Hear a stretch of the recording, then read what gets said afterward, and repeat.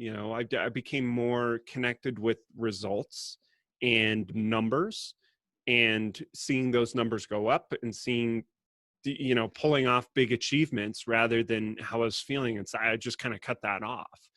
And that was self-inflicted, I said in Play It Away, and it's the truth, like this would have happened to me in any high performing job I was in. If I was working at Google, this would have happened. And I hit a point where I had taken military level stimulants to keep me awake for 4 days straight, with 6 hours of sleep total. And right. And here's the crazy thing about it. It worked really well. And everybody at this event, 130 people, a lot of them are well-known, very successful. There was a point where I was at the back of the room, the event was almost over. It had gone super well. And everybody in the room stood up and applauded me. And Susan, who had helped me with the event, they stood up and applauded us for like 30 seconds. And so it was just like validation, I'm doing it right. Like, this is great. And then I came home from that event, and man, I remember my body was sending these crazy signals that I'd never experienced before. And I was just utterly exhausted. And if I'd been smarter or more experienced, I would have delegated more, but I didn't. And I remember being on a podcast with a friend of mine, and he was like, yeah, why didn't you just, give the hotel like a bigger cut so they could do a lot of those responsibilities for you? And I was like, I don't know. Okay. I thought everything was on my shoulders. I don't know. Or I didn't know. But in the nature of working with Tim it's like he is fiercely intense about getting stuff done. And so we went from that to like weekend off to, okay, starting on the next best-selling book, basically, like hit the ground running.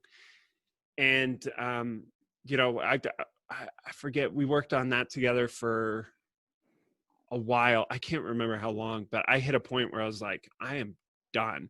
And it wasn't even because of the work. It was like a close friend of mine attempted suicide. A family member died, and then the deadline for the book got pushed back 6 months, and all in the same like 48-hour period. And I just hit a wall, and I took a week off and came back, and I fearfully and sadly told Tim I had to quit. And he was super supportive, and he was really understanding. He wasn't like, sweet, good for you, but he got it. He understood. He knew that I was like in a frail state and wasn't sure why, because I was doing all this stuff. I wasn't telling him like, hey man, I've only slept 6 hours at this event, isn't that great? Like, no.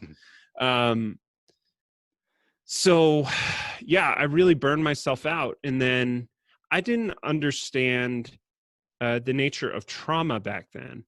But when you quit a job, or when you are suddenly laid off, especially in a role where you think you're doing what's best, but oh damn, maybe you did something that was really bad. Maybe you burned a bridge. I mean, I think it definitely messed me up for a while from that regard of like, when you have a change, it can register as a trauma.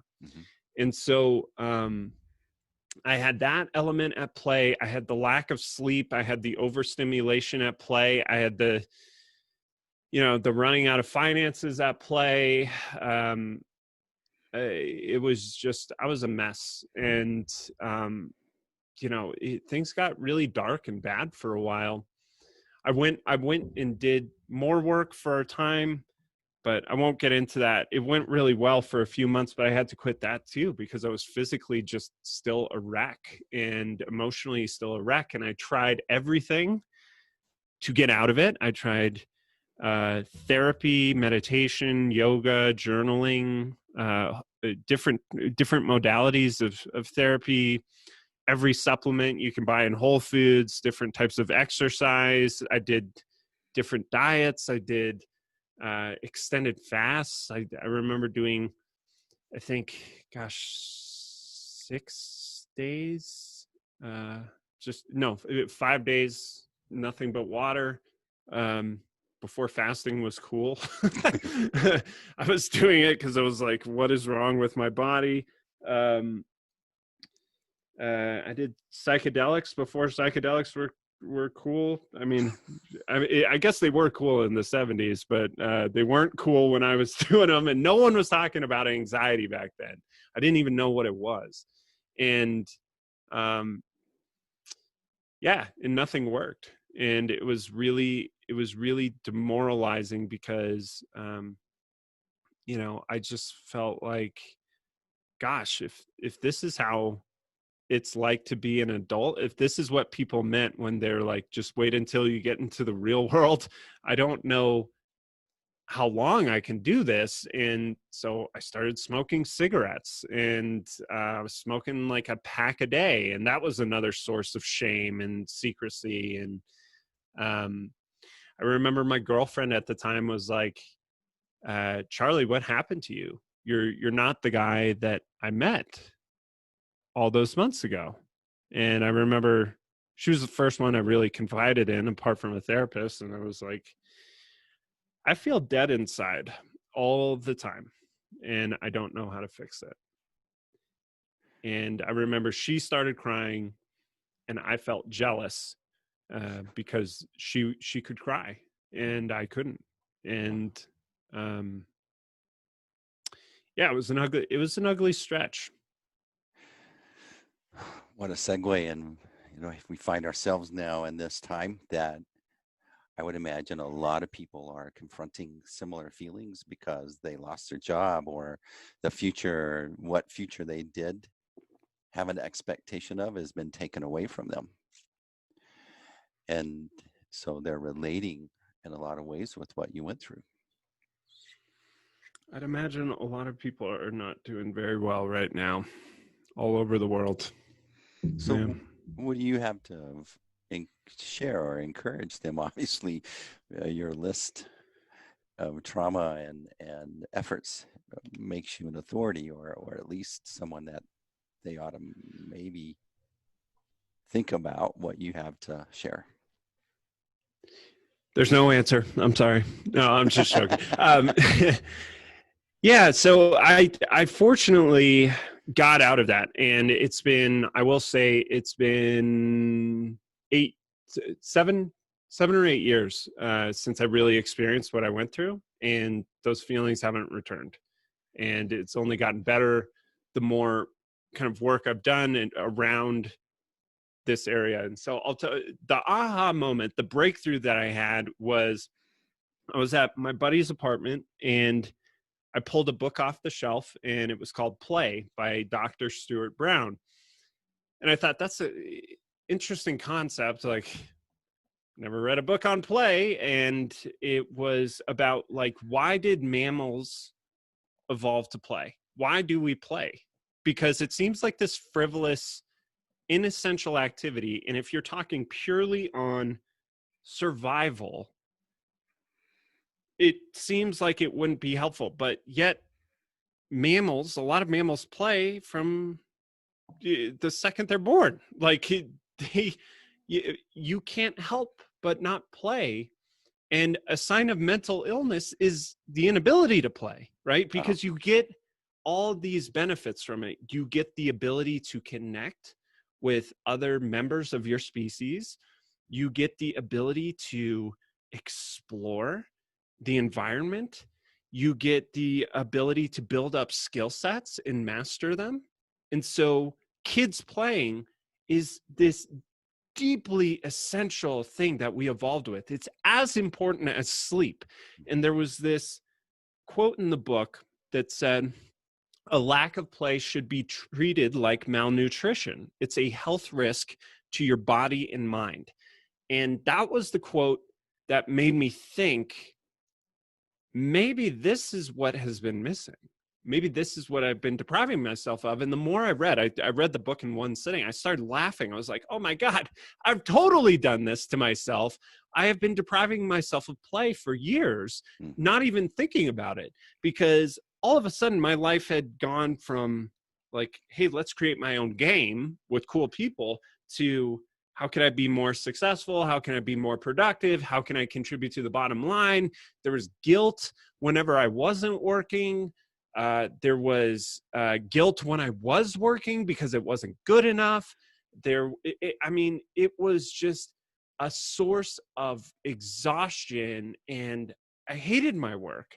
It felt like, I was a taskmaster for myself. And so there was just like, even in friendships, I was feeling guilty because I wasn't working. I wasn't really fully present. And so like an exercise was a guilt activity too. You go and you to run on the treadmill, and you try and run away from your feelings, and you feel bad because, oh, you're not healthy enough. Food became a source of guilt too. It's like how you do one thing is how you do everything, And so I was like, well, maybe I'll try playing. And so the next day, I remember a friend of mine introduced me to his buddy, and he was like, you guys should meet. And the guy wrote back and he was like, hey, let's go meet up over coffee and talk about how impressive we are to each other. And I was like, why don't we go play catch at the park instead? And so we met up and played catch at the park, and we had a great time. And it was really the first time I felt like I kind of gave myself permission to be who I was again. And I returned to work later that day, and I felt this lightness, like this weight had come off of me. And then it's like, okay, I'll double down on that. And so I started trying to play catch every day. And then I started playing home run derby on the weekends.